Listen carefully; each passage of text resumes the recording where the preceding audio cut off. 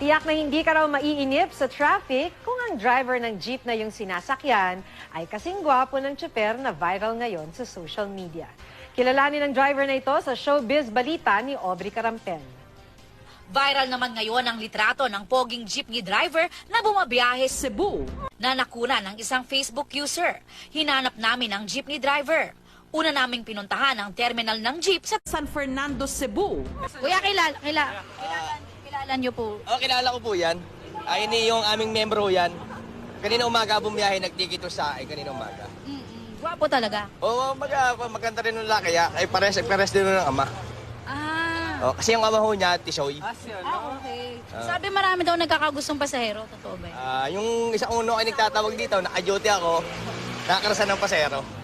Natuntun namin ang barangay kung saan siya nakatira. Pang model nga dapat siya, hindi siya pang doon. Model? Hindi siya bagay driver talaga. Pumabiyahe at natsyempohan nga namin siyang pumapasada. Siya si Angel, 22 years old, taga si Sangat. Hindi raw niya alam na kumakalat na pala ang kanyang litrato sa Facebook. Halo pong gulat tsaka saya. Kasi gano'n nga daw po.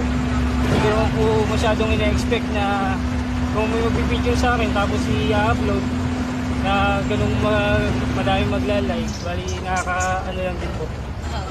Masyadong nakakatuwa. Nagtapos ng high school si Angelo at dahil sa hirap ng buhay ay napilitan siyang tumigil sa pag-aaral. Nag-car wash boy, nag-messenger at ngayon, jeepney driver.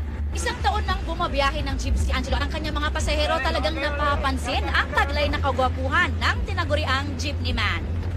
Pogi po. Kung ganyan ba naman lagi ang driver, di maraming sasakay sa jeep niya.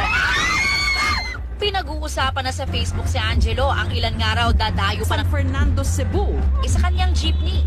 Punta po kayo ng San Fernando, Cebu. saya po dito.